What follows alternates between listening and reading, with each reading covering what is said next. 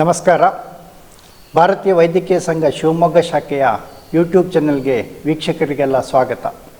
ನಾನು doctor Ravish KR ಅಧ್ಯಕ್ಷ ಹಾಗೂ ನನ್ನ ಜೊತೆಗೆ ಡಾಕ್ಟರ್ ಶುಭ್ರತಾ KS ಕಾರ್ಯದರ್ಶಿ ಈ ಯೂಟ್ಯೂಬ್ ಮಾಲಿಕೆಗೆ ತಮ್ಮೆಲ್ಲರನ್ನು ಆಹ್ವಾನಿಸುತ್ತಿದ್ದೇವೆ.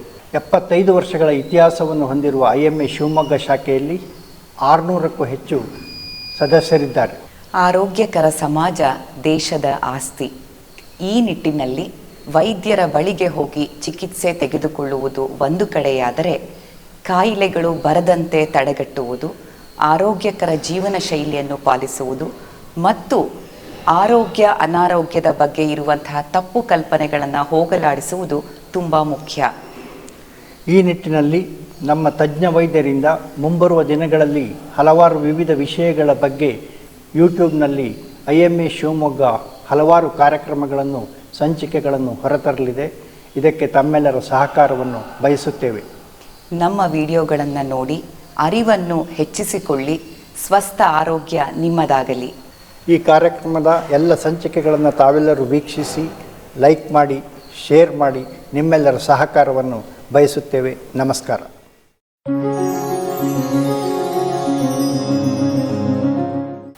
ನಮಸ್ಕಾರ ಸ್ನೇಹಿತರೆ, IMA ಶಿವಮೊಗ್ಗದ ಯೂಟ್ಯೂಬ್ ಚಾನಲ್ಗೆ ಸ್ವಾಗತ. ನಾನು ಡಾಕ್ಟರ್ ಶಂಭುಲಿಂಗ ಬಂಕೊಳ್ಳಿ, ಮಕ್ಕಳ ತಜ್ಞ, ಯುನಿಟಿ ಮಕ್ಕಳ ಆಸ್ಪತ್ರೆ. ಇಂದು ನಾನು ಒಂದು ಮುಖ್ಯವಾದ ವಿಷಯದ ಬಗ್ಗೆ ಮಾತನಾಡಲಿದ್ದೇನೆ. ಸ್ತನ್ಯಪಾನದ ಮಹತ್ವ, ಮಕ್ಕಳಿಗೆ ಹಾಲುಣಿಸುವುದರ ಪ್ರಾಮುಖ್ಯತೆ ಬಗ್ಗೆ ಈ ದಿನ ತಮ್ಮ ಜೊತೆಗೆ ಕೆಲವು ವಿಷಯಗಳನ್ನು ಹಂಚಿಕೊಳ್ಳಿದ್ದೇನೆ. ತಾಯಿ ಹಾಲು ನಿಸರ್ಗದತ್ತವಾಗಿ ಬಂದ ಒಂದು ವರ. ಅದು ಪ್ರತಿ ಮಗುವಿಗೂ ದೇವರು ಕೊಟ್ಟಂಥ ವರ ಅಂತಲೇ ಹೇಳ್ಬೋದು. ತಾಯಿ ಹಾಲನ್ನು ನಾವು ಅಮೃತಕ್ಕೆ ಹೋಲಿಸ್ತೇವೆ. ಏಕೆಂದರೆ ಮೊದಲ 6 ತಿಂಗಳಿಗೆ ತಾಯಿ ಹಾಲು ಅಲ್ಲದೆ ಮಕ್ಕಳಿಗೆ ಬೇರೆಯದು ಆಹಾರ ಅಥವಾ ದ್ರವವನ್ನು ನಾವು ಕೊಡಬಾರ್ದು ಅಂತಲೇ ಹೇಳ್ತೀವಿ. ಯಾಕಪ್ಪ ಇಷ್ಟು ಈ ತಾಯಿ ಹಾಲಿಗೆ ಮಹತ್ವ ಅಂತ ಕೇಳಿದರೆ, ಈ ತಾಯಿ ಹಾಲಿನಲ್ಲಿ ಮಗುವಿಗೆ ಬೇಕಾದಂತಹ ಎಲ್ಲ ಪೋಷಕಾಂಶಗಳು ಮಗುವಿಗೆ ತಕ್ಕ ಮಟ್ಟಿಗೆ, ಅಂದರೆ ಮಗುವಿನ ಒಂದು ದೇಹದ ಸ್ಥಿತಿಗೆ ಅಥವಾ ಅದರ ಆರೋಗ್ಯಕ್ಕೆ ಅನುಕೂಲವಾಗುವಂತಹ ಎಲ್ಲ ಪೋಷಕಾಂಶಗಳನ್ನು ಒಳಗೊಂಡಂತೆ ಅದು ಮಗುವಿಗೆ ರೋಗ ನಿರೋಧಕ ಶಕ್ತಿಯನ್ನು ಕೊಡುತ್ತೆ. ಹಾಗೆಯೇ ಮಗುವನ್ನು ಒಂದು ಕೆಲವು ಕಾಯಿಲೆಗಳಿಂದ ಸಂರಕ್ಷಿಸುತ್ತೆ. ಅಂಥ ಕಾಯಿಲೆಗಳು ಯಾವ್ಯಾವಪ್ಪ ಅಂದರೆ ಅತಿಸಾರ ಅಂದರೆ ಬೇದಿ, ಹಾಗೂ ನಿಮೋನಿಯಾದಂಥ ಒಂದು ಪ್ರಾಣಕ್ಕೆ ಅಪಾಯವನ್ನು ಒಡ್ಡುವಂತಹ ಕಾಯಿಲೆಗಳಿಂದನೂ ಸಹ ಮಗುವನ್ನು ಸಂರಕ್ಷಿಸುತ್ತೆ. ಅಷ್ಟೇ ಅಲ್ಲ, ಸಣ್ಣ ಪುಟ್ಟ ವೈರಸ್ನಿಂದ ಆಗುವಂತಹ ಇನ್ಫೆಕ್ಷನ್ಗಳನ್ನು ಸಹ ಈ ಒಂದು ತಾಯಿ ಹಾಲು ಮಗುವಿಗೆ ಸಂರಕ್ಷಣೆಯನ್ನು ನೀಡುತ್ತೆ. ಮತ್ತೇನು ಹೇಳಬೇಕು ಅಂತಂದರೆ, ಇದು ಪೋಷಕಾಂಶ ಮತ್ತು ಆಹಾರದಷ್ಟೇ ಅಲ್ಲ, ಇದು ತಾಯಿ ಮತ್ತು ಮಗುವಿನ ಬಾಂಧವ್ಯವನ್ನು ಹೆಚ್ಚಿಸುತ್ತೆ. ತಾಯಿಯ ಎದೆ ಹಾಲು ಉಣಿಸುವಾಗ ತಾಯಿಯ ಗಮನ ಮಗುವಿನ ಮೇಲಿದ್ದಾಗ ತಾಯಿಯ ಒಂದು ಮೆದುಳಿನಲ್ಲಿ ಹಾರ್ಮೋನುಗಳು ಅವು ರಕ್ತದಲ್ಲಿ ಬೆರೆತು ತಾಯಿಯ ಎದೆ ಹಾಲು ಇನ್ನೂ ಜಾಸ್ತಿ ಆಗುತ್ತೆ. ಹಾಗೂ ಇದಕ್ಕೆ ಲೆಟ್ ಡೌನ್ ರಿಫ್ಲೆಕ್ಸ್ ಅಂತೀವಿ. ಹಾಗೆ ಪ್ರೊಲ್ಯಾಕ್ಟಿನ್ನಿಂದ ತಾಯಿಯ ಹಾಲಿನ ಒಂದು ತಯಾರಿಕೆ ಸಹ ಜಾಸ್ತಿ ಆಗುತ್ತೆ. ಇದು ಮಗುವಿಗೆ ಒಂದು ಪೋಷಕಾಂಶಗಳು ಮತ್ತು ಮಗುವಿನ ಬೆಳವಣಿಗೆಗೆ ತುಂಬ ಮುಖ್ಯವಾಗಿ ಆಗುವಂತಹ ಒಂದು ಪ್ರಕ್ರಿಯೆ. ಅಷ್ಟೇ ಅಲ್ಲ, ತಾಯಿ ಹಾಲಿನಲ್ಲಿ ಕೆಲವು ಜೀವಾಣುಗಳು ಸಹ ಇರ್ತವೆ. ಅವಕ್ಕೆ ನಾವು ಸೆಕ್ರಿಟರಿ IgA ಅಂತೀವಿ. ರೋಗ ನಿರೋಧಕ ಶಕ್ತಿಗಳನ್ನು ನೀಡುವಂತಹ ಕೆಲವು ಅಂಶಗಳು ಸಹ ಲ್ಯಾಕ್ಟೋಗ್ಲಾಬುಲಿನ್ ಅಂತೀವಿ. ಹಾಗೂ ಲ್ಯಾಕ್ಟಾಲ್ಬುಮಿನ್ ಮತ್ತು ಲ್ಯಾಕ್ಟೋಫೆರಿನ್, ಇನ್ನೂ ಕೆಲವು ಅಂಶಗಳು ಈ ಮಗುವಿಗೆ ಬೇರೆ ಬೇರೆ ರೀತಿಯಲ್ಲಿ ಸಾಕಷ್ಟು ಸಂರಕ್ಷಣೆಯನ್ನು ನೀಡ್ತವೆ. ತಾಯಿ ಹಾಲನ್ನ ನಾನು ಈಗಾಗಲೇ ಹೇಳ್ದಂಗೆ, ತಾಯಿಗೆ ಹಾಲು ಅಂದರೆ ಮಗುವಿಗೆ ಎಷ್ಟು ಬೇಕೋ ಅಷ್ಟು ನೈಸರ್ಗಿಕವಾಗಿ ಉತ್ಪಾದನೆ ಆಗೇ ಆಗುತ್ತೆ. ಅದು 6 ತಿಂಗಳಿಗೆ ಸಾಕಷ್ಟು ಮಗುವಿನ ಬೆಳವಣಿಗೆಗೆ ಬೇಕಾಗುವಷ್ಟು ಹಾಲು ಉತ್ಪಾದನೆ ನಿಸರ್ಗದತ್ತವಾಗಿಯೇ ದೊರೆತಿರುವಂತಹ ಒಂದು ವರ ಅಂತಲೇ ಹೇಳ್ಬೋದು. ಇದು ಸಂಪೂರ್ಣ ಆಹಾರ ಅಂತ ಹೇಳಿದೆ. ಇದರಲ್ಲಿ ಪೌಷ್ಟಿಕಾಂಶಗಳಾದ ಶರ್ಕರ ಪಿಷ್ಟ ಅಂದರೆ ಕಾರ್ಬೋಹೈಡ್ರೇಟ್ಸ್, ಲಿಪಿಡ್ಸ್ ಅಂದರೆ ಕೊಬ್ಬಿನಂಶ ಹಾಗೂ ಪ್ರೋಟೀನ್ಸ್ ಇವೆಲ್ಲವೂ ಮಗುವಿಗೆ ಬೇಕಾದ ಪ್ರಮಾಣದಲ್ಲಿ ಸಿಗ್ತವೆ. ಇದು ತಾಯಿ ಹಾಲನ್ನು ನಾವು ಬೇರೆ ಒಂದು ಪ್ರಾಣಿಗಳ ಹಾಲಿಗೆ ಹೋಲಿಸಲಾಗದು. ಯಾಕಂದರೆ ಆ ಪ್ರಾಣಿಗಳು ಅವುಗಳ ಮರಿಗಳಿಗೆ ಅಥವಾ ಹಸು ಕರುಗೆ ಏನು ಯಾವ ಪ್ರಮಾಣದಲ್ಲಿ ಪ್ರೋಟೀನ್ ಬೇಕು ಅಥವಾ ಕ್ಯಾಲ್ಶಿಯಂ ಬೇಕು ಆ ಪ್ರಮಾಣದಲ್ಲಿ ಮಾತ್ರ ಹಾಲಿನಲ್ಲಿ ಅದಕ್ಕೆ ತಕ್ಕ ಪ್ರಮಾಣದಲ್ಲಿ ಕ್ಯಾಲ್ಶಿಯಂ ಅಥವಾ ಈ ಒಂದು ಪ್ರೋಟೀನ್ ಪ್ರಮಾಣ ಇರ್ತದೆ. ಅದೇ ಪ್ರೋಟೀನು ಅಂದರೆ ಮಾನವರ ಮಕ್ಕಳಿಗೆ ಹಸುಳೆಗಳಿಗೆ ಕೊಟ್ಟರೆ ಅದು ಪ್ರೋಟೀನ್ ಎಕ್ಸೆಸ್ ಆಗುತ್ತೆ. ಕ್ಯಾಲ್ಶಿಯಮ್ಮು ಸಹ ಜಾಸ್ತಿ ಇರೋದರಿಂದ ಅದು ಅಜೀರ್ಣತೆಯನ್ನು ಸಹ ಮಾಡ್ಬೋದು. ಈ ಒಂದು ತಾಯಿ ಹಾಲು ಕುಡಿದ ಮಕ್ಕಳಿಗೆ ಸಾಮಾನ್ಯವಾಗಿ ಮುಂದೆ ಭವಿಷ್ಯದಲ್ಲಿ ಬರ್ಬೋದಂಥ ಮಧುಮೇಹ ರೋಗ, ಆಸ್ತಮಾ, ಅಲರ್ಜಿ ಹಾಗೂ ಹೈಪರ್ ಟೆನ್ಷನ್, ಹೃದಯ ಸಂಬಂಧಿತ ಕಾಯಿಲೆಗಳು ತಾಯಿ ಹಾಲು ಕುಡಿದೇ ಇರೋ ಮಕ್ಕಳಿಗೆ ಹೋಲಿಸಿದರೆ ತುಂಬ ಕಡಿಮೆ. ಈ ಒಂದು ಕಾಯಿಲೆಗಳು ಮುಂದೆ ಬರ್ಬೋದಾದಂಥ ಕಾಯಿಲೆಗಳನ್ನು ಸಹ ಈ ತಾಯಿ ಹಾಲು ಕುಡಿಸೋದ್ರಿಂದ, ತಾಯಿ ಹಾಲಿನಿಂದ ತಡೆಗಟ್ಟಬಹುದು ಅಂತಲೇ ಹೇಳ್ಬೋದು.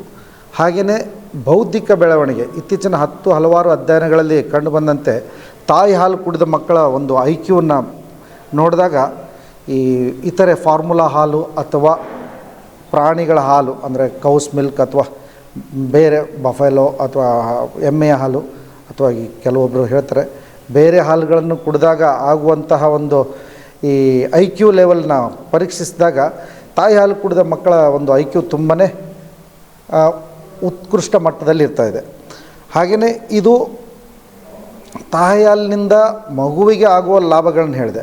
ತಾಯಿ ಹಾಲು ಕೊಡೋದ್ರಿಂದ ತಾಯಿಗೇನು ಲಾಭ? ತಾಯಿಗೆ ಈ ಹಾಲನ್ನು ಉಣಿಸೋದ್ರಿಂದ ಯುಟ್ರಸ್ಸು ಇನ್ವಲ್ಯೂಷನ್ ಅಂತೀವಿ. ಅಂದರೆ ಯುಟ್ರಸ್ಸು ಅಂದರೆ ಗರ್ಭಕೋಶ ದೊಡ್ಡದಿದ್ದು ಅದು ತಾಯಿ ಹಾಲನ್ನು ಕುಡಿಸೋದ್ರಿಂದ ಅದು ಬೇಗನೆ ಇನ್ವಲ್ಯೂಟ್ ಆಗುತ್ತೆ ಅಥವಾ ಸಣ್ಣದಾಗುತ್ತೆ, ಕಿರಿದಾಗುತ್ತೆ. ಹಾಗೂ ಪೋಸ್ಟ್ ಮಾರ್ಟಮ್ ಹೆಮರೇಜ್ ಅಂದರೆ ಹೆರಿಗೆ ಆದ ನಂತರ ಒಂದು ರಕ್ತಸ್ರಾವವನ್ನು ತಡೆಗಟ್ಟೋ ಶಕ್ತಿ ಇರ್ತದೆ.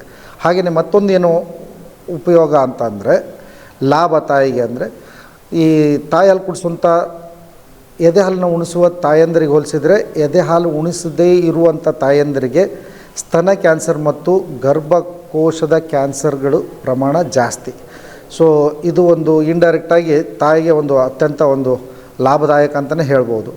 ಮೂರನೇದ್ದು ತಾಯಿ ಹಾಲು ಕುಡಿಸೋ ಅಂದರೆ ಮೊದಲ 6 ತಿಂಗಳು 8 ತಿಂಗಳು ನೈಸರ್ಗಿಕವಾಗಿ ಈ ಒಂದು ಗರ್ಭ ನಿರೋಧಕ ಅಂದರೆ ಅವರು ಮತ್ತೆ ಪ್ರೆಗ್ನೆಂಟ್ ಆಗದೇ ಇರೋಕ್ಕೆ ನೈಸರ್ಗಿಕವಾಗಿ ಒಂದು ಕಾಂಟ್ರಾಸೆಪ್ಟಿವ್ ಥರ ಇದು ತಾಯಿ ಹಾಲು ಉಣಿಸೋದ್ರಿಂದನೂ ಇದು ಕೆಲಸ ಆಗುತ್ತೆ. ಮತ್ತೇನಪ್ಪ ಇದು ಉಪಯೋಗ ಅಂತ ಕೇಳಿದರೆ ತಾಯಿ ಈ ಗರ್ಭ ಧರಿಸಿದಾಗ ಎಷ್ಟು kg ತೂಕ ಜಾಸ್ತಿ ಆಗಿರ್ತಾಳೆ, ಹಾಲು ಉಣ್ಸೋಕ್ಕೆ ಶುರು ಮಾಡಿದ ಮೇಲೆ ಅವರ ಒಂದು ತೂಕದ ಅಂದರೆ ಮೊದಲ ಸಹಜ ಸ್ಥಿತಿಗೆ ತಲುಪೋ ಸಾಧ್ಯತೆ ಜಾಸ್ತಿ. ಉದಾಹರಣೆಗೆ ಒಂದು ತಾಯಿ 50 kg ಇದ್ದರು, ಗರ್ಭ ಧರಿಸಿದಾಗ 10 ರಿಂದ 12 kg ಜಾಸ್ತಿ ಆಗ್ತಾರೆ, ಅಂದರೆ 62 kg ಆಗ್ತಾರೆ. ಅವಳು ಕಂಟಿನ್ಯೂಸ್ ಆಗಿ ಆ ತಾಯಿ ಒಂದು 6 ರಿಂದ 6 ತಿಂಗಳು ಸತತವಾಗಿ ತಾಯಿ ಹಾಲು ಮತ್ತು 2 ವರ್ಷದವರೆಗೂ ಆ ತಾಯಿ ಹಾಲನ್ನು ಮುಂದುವರ್ಸೋದ್ರಿಂದ ಈ ಪ್ರಸವ ಪೂರ್ವ ಅಥವಾ ಗರ್ಭಧಾರಣೆಗಿಂತ ಮುಂಚೆ ಎಷ್ಟು ತೂಕ ಬಂದಿರ್ತಾಳೆ 50 kg ಇರ್ತಾರಲ್ಲ 50 kg ಸಮೀಪ ಬರೋ ಸಾಧ್ಯತೆಗಳು ಜಾಸ್ತಿ. ಹಾಗೆಯೇ ಈ ಒಂದು ತಾಯಿ ಮಗುವಿನ ಬಾಂಧವ್ಯ ಹೆಚ್ಚೋದ್ರಿಂದ ಪೋಸ್ಟ್ ಪಾರ್ಟಮ್ ಡಿಪ್ರೆಷನ್ ಅಂದರೆ ತಾಯಿಗೆ ಬರುವಂಥ ಒಂದು ಖಿನ್ನತೆಯ ಪ್ರಮಾಣ ಸಹ ಕಡಿಮೆ. ಇದು ಹಲವು ಅಧ್ಯಯನಗಳಿಂದ ಕಂಡುಬಂದಂಥ ವಿಷಯ. ಮತ್ತು ಇದಕ್ಕೆ ಸಮಾಜಕ್ಕೂ ಮತ್ತು ನಮ್ಮ ದೇಶಕ್ಕೂ ಏನು ಲಾಭ? ತಾಯಿ ಹಾಲು ನಿಸರ್ಗದತ್ತ ಕೊಡುಗೆ. ಈ ಹಾಲು ಕುಡಿಸೋದ್ರಿಂದ ನಾವು ಈಗ ಫಾರ್ಮುಲಾ ಫೀಡ್ ಆಯಿತು ಅಥವಾ ಆ್ಯನಿಮಲ್ ಮಿಲ್ಕ್ ಅಂದರೆ ಪ್ರಾಣಿಗಳ ಹಾಲನ್ನು ನಾವು ಕೊಂಡು ಅದನ್ನು ಬಿಸಿ ಮಾಡಿ ಸ್ಟೆರ್ಲೈಸ್ ಮಾಡಿದ ಕಂಟೈನರಲ್ಲಿ ಅಥವಾ ಇದರಲ್ಲಿ ಕುಡಿಸೋ ಒಂದು ಪ್ರಯಾಸ ತಪ್ಪುತ್ತೆ. ಇದು ನಿಸರ್ಗದತ್ತ ಕೊಡುಗೆ ಆಗಿದ್ದರಿಂದ ಯಾವಾಗ ಬೇಕು ಎಲ್ಲಿ ಬೇಕಾದರೂ ಯಾವಾಗ ಬೇಕಾದ್ರೂ ತಾಯಿಗೆ ರೆಡಿಮೇಡ್ ಅಂದರೆ ಮಗುವಿಗೆ ರೆಡಿಮೇಡ್ ಹಾಲಿದ್ದಂಗೆ ತಕ್ಷಣವೇ ಕುಡಿಸ್ಬೋದು. ಸುತ್ತಲದ ಪರಿಸರ ಅದಕ್ಕೆ ಒಗ್ಗತ್ತೆ ಅಂತಂದರೆ ತಾಯಿ ಯಾವ ಪರಿಸ್ಥಿತಿಯಲ್ಲಾದರೂ ಹಾಲು ಕುಡಿಸ್ಬೋದು. ಸೊ ಹಾಗಾಗಿ ಇದು ಒಂದು ಸಮಾಜಕ್ಕೆ ಅಂದರೆ ಮೊದಲು ಕುಟುಂಬಕ್ಕೆ ಲಾಭದಾಯಕ, ಸಮಾಜಕ್ಕೂ ಹೇಗೆ ಲಾಭದಾಯಕ ಅಂತ ಹೇಳಿದರೆ ಈ ಸಮಾಜದಲ್ಲಿ ಅಂದರೆ ಈ ಸಮಾಜದಲ್ಲಿ ಅಂಥ ಮಕ್ಕಳಿಗೆ ತಾಯಿ ಹಾಲು ಕುಡಿತಾ ಇರೋ ಮಕ್ಕಳಿಗೆ ರೋಗ ನಿರೋಧಕ ಶಕ್ತಿ ಇರೋದರಿಂದ ಸಣ್ಣ ಪುಟ್ಟ ಕಾಯಿಲೆಗಳಿಂದ ರಕ್ಷಿಸುವುದರಿಂದ ಅವರು ಆಸ್ಪತ್ರೆಗೆ ಹೋಗುವ ಒಂದು ಪ್ರಮೇಯ ತಪ್ಪುತ್ತೆ. ಹಾಗೆಯೇ ಮಗುವಿಗೆ ಬುದ್ಧಿವಂತಿಕೆ, ಆಟೋಟ ಅಥವಾ ಅಂದರೆ ಅವ ಒಂದು ಬೆಳವಣಿಗೆಗೆ ತುಂಬ ಸಹಕಾರಿಯಾಗುತ್ತೆ. ಮತ್ತು ದೇಶಕ್ಕೆ ಹೇಗಪ್ಪ ಅಂದರೆ, ಈಗ ತಾಯಿ ಹಾಲು ಕುಡಿದೇ ಇರೋ ಮಕ್ಕಳಿಗೇನು ಪದೇ ಪದೇ ಕಾಯಿಲೆ ಬೀಳ್ತವೆ ಅಂದರೆ ಆಸ್ಪತ್ರೆಗೆ ಹೋಗಬೇಕು. ಆಸ್ಪತ್ರೆಗಳು, ಗೌರ್ಮೆಂಟ್ ಆಸ್ಪತ್ರೆಗಳು ನಡೀತಾ ಇರೋದು ಅದರಿಂದ ದೇಶದ ಒಂದು ಇದನ್ನು ಸಂಪತ್ತಿನಿಂದನೇ ಉಳಿಸ್ಕೋಬೇಕು, ಅಂದರೆ ಆಸ್ಪತ್ರೆಗಳನ್ನು ನಡೆಸಬೇಕಾಗತ್ತೆ.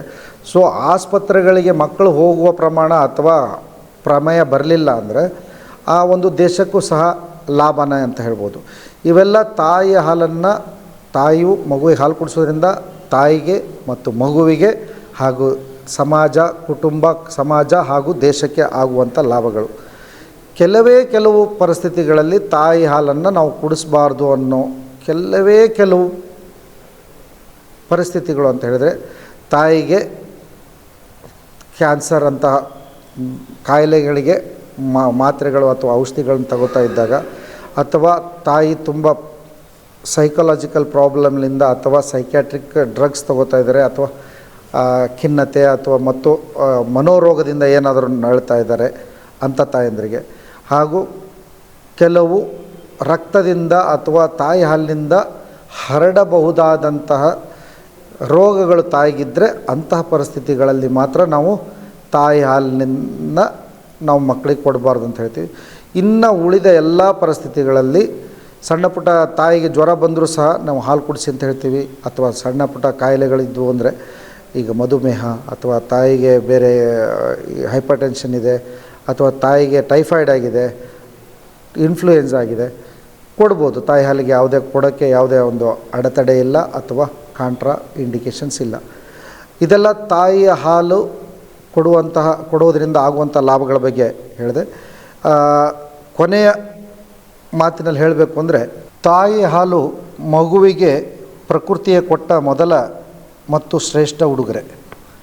ಅದು ಮಗುವಿನ ಶರೀರವನ್ನು ಮಾತ್ರವಲ್ಲ, ಬುದ್ಧಿ, ಭಾವನೆ, ಭವಿಷ್ಯವನ್ನು ರೂಪಿಸುತ್ತದೆ. ಪ್ರತಿ ತಾಯಿಯು ಕನಿಷ್ಠ 6 ತಿಂಗಳು ತನ್ನ ಎದೆ ಹಾಲನ್ನು ಮಾತ್ರ ಕೊಡಬೇಕು. ನಂತರ 2 ವರ್ಷಗಳವರೆಗೆ ಎದೆ ಹಾಲಿನ ಜೊತೆಗೆ ಪೂರಕ ಆಹಾರಗಳನ್ನು ಸಹ ಕೊಡಬೇಕಾಗತ್ತೆ. ಇದರಿಂದ ಮಗುವಿನ ಶಾರೀರಿಕ, ಬೌದ್ಧಿಕ ಬೆಳವಣಿಗೆ ಸಂಪೂರ್ಣವಾಗಿ ಸಿಗುತ್ತೆ. ಸೊ ಹೀಗಾಗಿ ನನ್ನ ಅಂತಿಮ ಸಂದೇಶ ಒಂದೇ: ಸ್ತನ್ಯಪಾನ ಮಾಡಿ ಮಗುವಿನ ಜೀವನವನ್ನು ಬಲಪಡಿಸಿ. ನಮಸ್ಕಾರ.